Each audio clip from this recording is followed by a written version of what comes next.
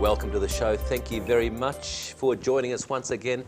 Tough times never last, but tough people do. And thank you very much for visiting our Facebook. And thanks very much for coming up in the street and telling us about some of the tough issues you're facing. And yep, we always get through them, don't they? It's always inspiring to hear some of the stories, how you got through your cancer or through that bitter divorce or through that depression or loneliness. Nothing ever lasts forever, does it? Nothing ever lasts forever. We've been doing this for about 7 years now, and I'm inspired myself to hear some of the stories and some of the authentic and beautiful people who sit on the couch. On tonight's show, two lovely fellas. They're both good men. Henry Nissen, and he's brought his good mate Rodney along. Thanks very much, gents, for coming along. Good to see you, Rod. Always a pleasure to be here, Always a pleasure. And we went to the Buddhist place in Tara House. The Tara House in East Brighton. Every Wednesday night at 8 p.m. you must come along. 8 p.m. The Buddhist monk there, Henry. And Monday nights as well. Monday nights as well, but Wednesday night is amazing, isn't it? Yes. The what do you Geshe Lama. Geshe. Yeah. Something He's a like lovely that. man. He's from Tibet, and you know, he talks about how his village was burnt down and all his loved ones were killed, and he had no food for 3 weeks, and that's when he got onto detachment. And he needs nothing. He said simplicity is so important. He says, you Western society, always chasing stuff, always trying to get richer. But he said, you're all depressed, you've all got disturbed minds, so we meditate there. And Rod, I met you at the courts at Moorabbin. Yes. You know, I thought, how come this guy's so content? And I suppose you're so content because you've gone through all the crap in your life, and you're sort of trying to, you're almost fixed now. You're on the Improvement. Yeah, you know, there's sunshine in your life now. Yeah, they're starting to become sunshine. But tell us how it all happened, because you went to a good private school, good growing up, everything's good, but then the drugs hit you. Yeah, I guess I grew up in a family that was quite well off, and my parents did everything they could for us. But there wasn't a lot of love in the home. You know, under circumstances, my father was always working, and I was always depressed and always looking for something. And, you know, I finished my HSC and I thought everything was okay. And How'd you get on at school with all those other... oh, terrible. I had a lot of bullying at school. Did and you? a lot of Even those things, yeah. A lot of those things really affected my life. But, you know, I found marijuana at the age of 16 and I thought that was the solution. And, you know, for a little while that did work and it blocked everything out. And then, unfortunately, you know, my mother always warned me that that would lead to harder drugs, and I used to laugh. And, you know, at 18, 19, I went overseas and I drank a lot. And Where'd you go? I went to Israel and to Europe for a year, and ended up coming home after about 9 months. And I really came home a mess. I was not the same person, and I was always depressed, and, you know, I was always chasing something, whether mostly external. I always tried to chase externals, and I didn't know how to fill my hole inside. Wow. And for the next 20 years, I pretty much used drugs. Wow. You know? And isn't that right, folks? I talk about all that time, you know. We're in Western society, we're always trying to change the externals. We think that an object or the money or that pretty blonde in the office there, you know, get rid of the other wife, and that it's going to bring us that complete happiness, and we'll be happy, you know, for the rest of our days. But it's not the case, is it? There's always going to be the good, and there's always going to be the bad. We're going to have our happy days, and we're going to have our shit days when we feel like checking out and maybe even killing ourselves. And this guy knows here, Henry Nissen, he's been working on the streets for 30 years, and he's got a smile on your face, but you've seen it all too, haven't you? I have, unfortunately, because I haven't been able to help all the people I've wanted to. A lot of them have died of drug overdoses. You can only try and encourage, and Rodney I met 20 years ago, and I've been working at him to try and think more positive and behave in more positive ways and try and become more family oriented and give away the drugs. And eventually, it's been a hard road, but eventually now we're on top of the world. Wonderful. He hasn't used for almost a year. Isn't that amazing? But well, it's been a long, hard struggle. So did you pick him up out of the gutter one day? I can't remember where I picked him up. But No, can you remember how you met the great man? Yeah, I can actually. I met him at South Melbourne Market. Oh, because One that's day. right. When you were selling jeans. That's No, well, I think it might have been after. After. That, but yeah. Because Yeah. you had a bit of a South Melbourne market background too, That's didn't you? right. We used to have a jean stall there for Gee, it's many where all the years. gangsters hang out, isn't it? I don't know. I'll speak to me mate Mick. And Rod, you've got a good heart. You know, you're a gentle giant, and you know, there's a lot of kindness there. But I can understand, you know, sort of growing up. I feel for you, mate.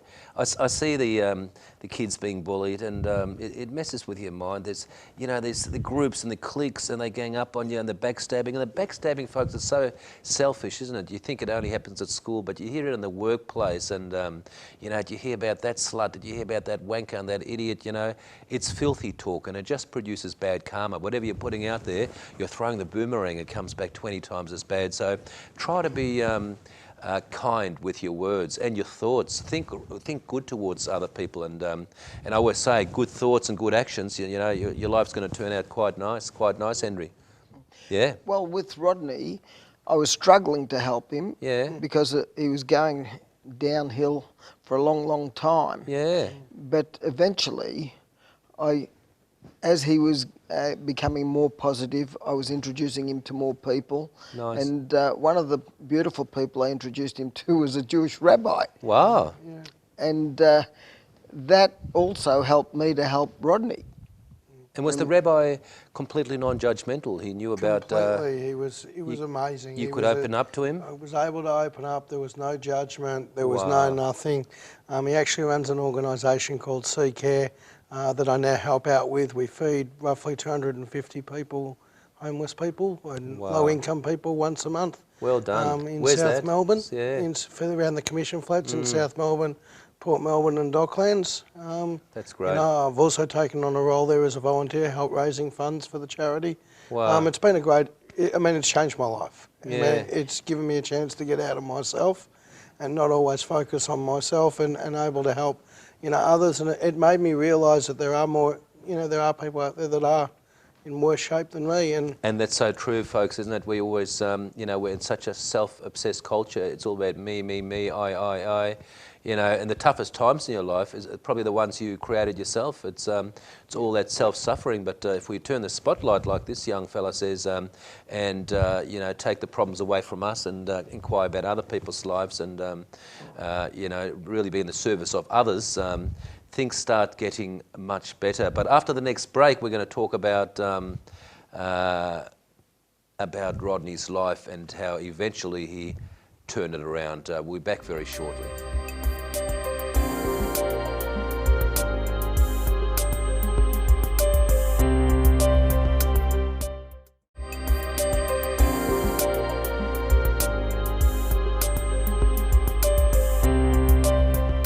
Welcome back to the show, all those lovely people in Melbourne watching, or the West Coast, Geelong there. Also had a couple of people from the US who've seen the show on the internet, and they're starting to watch as well. So lovely. It's a small world, isn't it? It's good to inspire each other rather than backstabbing and you know, all that negative thoughts. It's good to stick together and try to help each other, because life is getting tougher all the time, more complex. Things are getting more expensive out there, and depression seems to be increasing in this very complex world. I think we're creating a crazy world. You know, most of our minds are disturbed, and depression is going out of control. So are people trying to suicide.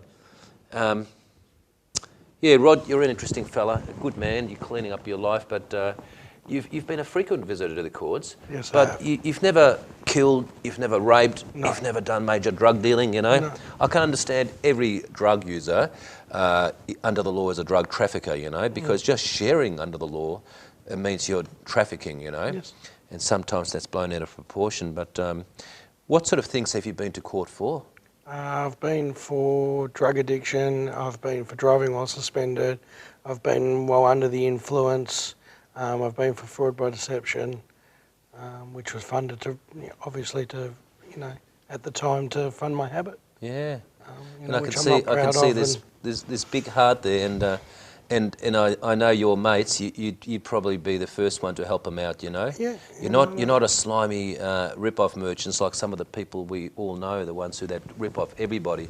That's not your style. No, it wasn't. No. But, you know, and I guess about a year and a bit ago, I finally came to a decision after many attempts at drug and alcohol rehabs. Yeah. And I guess the thing I really had to learn is that I had to do that for me. Yeah. And I didn't have to do it for everyone else. I tried doing it for everyone else and I wasn't ready, and finally the penny dropped for me, and Good you boy. know, I was able to do that, and I do a lot of outside stuff with meditation and You with do that? yeah, yeah. Wow. And I do 12-step fellowships as well. How old are you now? 39 next week. And you're on, congratulations. Thank you. And you're on you progress from cannabis to speed and cocaine? To cocaine, to ecstasy, and then to heroin. Okay, once heroin, did you still take all the other drugs as well, or they just became your... They became not as often, but no, Yeah. heroin became a daily drug for me. And then a 10-year drug habit Pretty much, yes. on heroin? Yep. And even going to work on heroin? Yes. As a bank officer? Yeah, I was working in a bank, and Would you believe that, folks? You know, that's how we can wear masks and pretend to each other that we're all happy, but this poor bloke is suffering in his mind. He's, you know, probably having some heroin in the morning, maybe it's some at lunchtime, who knows, in the toilet cubicle, and he's, you know, working in this business world. Was that the case? Yes, it was. And people just didn't know? People started to suspect. You were hurting inside? Yeah, I was hurting inside, but people on the outside were starting to notice there was something wrong. They just didn't know what. And, you know, I had some really good employers that did try and help me, and Really? a couple that sent me to rehab, and eventually they just gave up on me, though, unfortunately, because, you know, I didn't want to help myself. And then No. I guess, you know, through Henry, and, you know, Henry had driven me crazy, I thought, and I'd probably driven him crazy. But, you know, he never gave up on me, and he helped me a lot. And, you know, he was one of the only people that was really there. I mean, I remember times when, you know, my parents couldn't cope, and my mother was just completely distraught, and Henry would come and see me, and he'd say, you know, you're killing her. And I'd say, oh, no, I'm not. And he'd go, yes, you are, Rodney. And, you know, about 18 months ago, I really saw that side, that what it was actually really doing to others. Because for many years I couldn't see that, and I made a real conscious effort to try and get clean. And then, you know, next month I'll be here. And, you know, I've You really talk worked to the on... fellow upstairs sometimes? Yes, I Yeah. talk to the fellow upstairs probably daily. Good. Yeah, every morning. Was it like that 10 years ago, 15 No. years ago? No, definitely not. I was No. completely shut off from any of that, any meditation, any 12-step fellowships, you know, any talking. Have to you had a God. root lately? Oh, That's what I asked Henry one time. One time a guest didn't turn up, and I shot all these questions at Henry, and he just bounced them all back, didn't he? But what he has done, he's had the pleasure, although at the time it was traumatic for him, but he's had the pleasure of going through a number of different rehabilitation centres, Right. which have helped him along the way. Right. yeah, And that, definitely. Both AA and... NA, and also, you know, some private. I'm very lucky that my parents helped me still with my private health insurance. That's great. And, you know, God bless them for what they did. I mean, I haven't always said that, but, Yeah. you know, and When- God bless this person too. Yeah, God bless you both. And Rodney, when you're working in the bank, I always think when I do my banking and I see all these depressed bank tellers there, you know, they've got you know, the $20,000 batches there, you know, if they're feeling that down, you would think some of the bank officers would grab some. I'm sure they Did you grab No. a batch and take it home? No, could never do that. I worked in the You would, mortgage Henry, broking though. section. Yeah, No. I've mainly worked in the mortgage broking section. Yeah. Yeah. And how was that? I mean, you need to have a very organised mind to I work really in don't that know field. how I did it.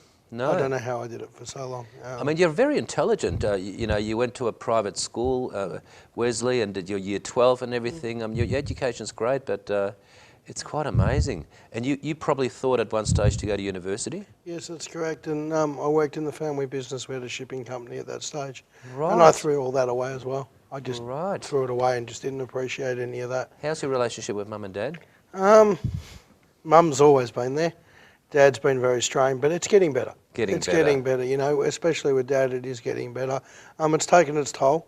Do you give him a hug sometimes? Try to. Say, sorry, he's Dad, not for giving you such a hard yeah, time. he's not a real huggy person, but, No. you know, he tries his best. He's actually trying his best because he's actually suffering depression at the God moment bless himself. him. Isn't it funny, folks? We, you know, we have a go at our parents, this and that, give them a hard time, and then we become parents ourselves, and then we realise that, you know, it's a circle of life, isn't it? it is. We come in by ourselves, and then all of a sudden we don't realise when we're going from a young person to a teenager, from a teenager to an adult, from an adult to an old person, then all of a sudden death wipes us all out, doesn't it? It does. It's a fast transition. But talking to you guys goes so quick, we'll go to a short break and then we'll find out about the the positive influence, so we can inspire people. We'll be back very shortly with these two great fellas.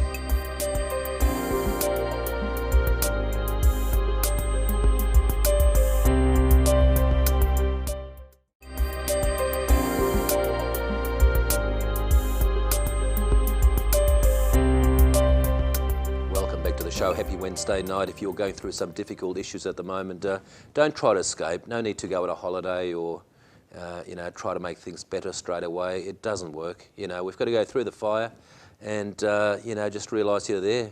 It's like people who get sentenced to prison. That first few words when the court says you've got 8 years, that's usually the hardest. But you speak to a lot of inmates, and once they're in the problem, in the journey, and they start making friends with themselves, things get a lot easier. It's like people who get divorced. That first week there is the hardest, but then things get a lot better. It's like people who get told they've got AIDS or cancer or a terminal illness. When that doctor looks at them and says, you've got 12 months, that's usually the toughest. But, once they realise they're dying and live day by day, things get a lot better. But if you are on drugs and you're ruining your family and your kids are watching you fight all the time, try to get off it. I was speaking to Rodney in the break just before. He said he was engaged 3 times, but he said, who wants to live with a heroin addict? And it does affect our moods very much, Rod, doesn't it? Yeah, it does. You're out of control. Out of control, and you say a lot of things you might regret later. You do. You say a lot of things that you regret, and I'm sure you have a lot of actions that you regret. And, I don't believe it's the people are bad that are on heroin. I believe it's the drug and, the cause of the drug that makes you like that. I mean, I'd say most of us are pretty good, decent people that unfortunately went down the wrong path. It's a very nice thing to say. And it's true. And you always talk about the... at one stage when my mind wasn't so, accepting, years ago when I was much younger, but what did you say? You said that you were all little babies one time? That's right. And we all take different paths, don't we? Exactly. We were all born innocent. Yes. And we learn our habits, whether they be good or bad. Yes. And then we spend the rest of our lives trying to improve. Henry, in a nutshell, your growing up was pretty difficult too, and then you turned it into a boxing champion. Well, it's funny. I had a mother who was up and down. She was bipolar, and I had a father that was working day and night, and I'm one of 5 children that they had. So life was very hectic, and of course, not only was it hectic at home, but things were hectic for me at school because I just couldn't concentrate. Then I went to, one of my friends invited me to go out with him at night time, so the next thing I know I'm running around in gangs and they're bashing people up. And I thought, God, this is dreadful. So luckily for me, Peter Reid, the ex-Australian boxing champion, lived near me, so I asked him would he teach me how to box. And my twin brother followed me and we both become boxing champions. And that gave me the confidence then to help other people.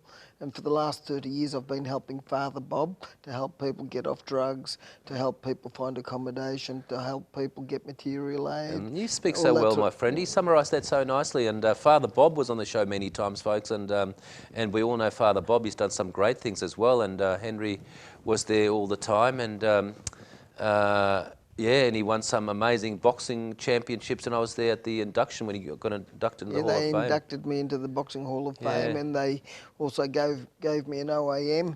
And that, but what's important is the fact that not only have I been able to help Father Bob, I'm helping kids off the curb with Nathan Sterling. Lovely. And I'm also helping Shlomo Nathanson in South Melbourne and Port Melbourne, helping people around those places. That's wonderful. Yeah, Rod, also helping out there. And what's your advice now if there's a lot of people watching who are on drugs and are suicidal and are very depressed? Winter brings out the depression. The best thing I could probably say to them is that hopefully the depression will stop if you can get off the drugs. I found my depression's a lot better since I did that. And I can recommend probably trying a 12-step fellowship and also finding a group of people that you can talk to. I was very, very lucky. Thank you very much, Mr. Shlomo Nathanson. He probably helped me save my life, got me involved in the synagogue and got me involved in other things. Didn't push me, didn't judge me, same as Henry. Never judged me, never put me down, just kept encouraging me.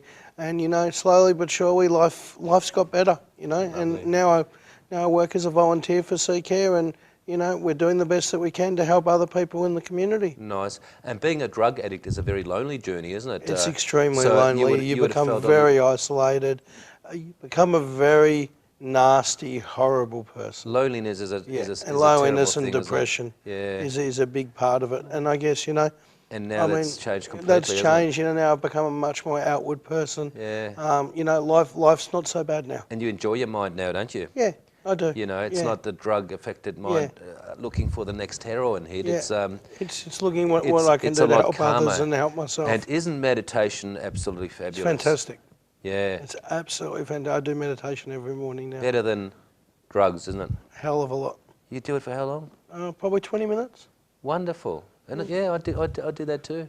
Henry and I went to the meditation retreat last night and felt so relaxed and so real. And I did it again this morning for about 40 minutes. But I know when I don't do it, you know, all those... You feel awful. You know, so you've got this beautiful detachment and, you know, you don't necessarily feel super happy, but you feel content. You know, you get pretty fair income, you know, that the good stuff happens and that sometimes we do feel like crap. So meditation certainly doesn't make you stop feeling like crap. We're all going to go through those bad thoughts. But yeah, and we all go through good thoughts, all go through bad thoughts, Yeah. all have good days, all have bad days. it's like, But, you know, it's like the there's a lot better way Buddhist than- people But the say, important thing is to think positive all the time and make it better, wow, because we can. Yeah, it's true. wow. It's true. While there's life, there's hope.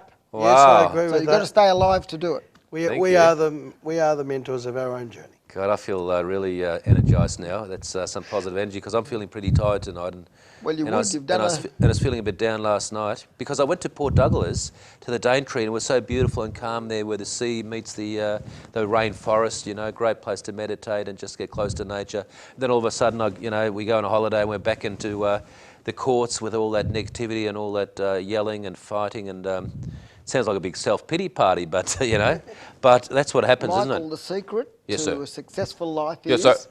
you take that impression, the feeling of Daintree Forest or being in the Buddhist retreat or being wherever you are, all that serene feeling, you take it with you. You don't leave it behind. Oh. So wherever you go, you're always serene, calm. That's one thing you told me many years ago. Now you tell me. Exactly. Yeah, Oh, so try and stay I take positive. it with me now for the next 12 months until the next holiday? Forever. Yeah. Because Wow. you know now how to feel. Wow. So you don't let yourself be overcome by the negative stuff. Good because stuff. For 30 years I've been helping people and I'm Yes, sir. still the bright spark I am today. That's beautiful, folks, isn't it? And another thing, that's what we're talking about before, be impeccable with your word. No backstabbing, no shit-canning people, just walk away from those gripe sessions. But the other thing is don't take things personally.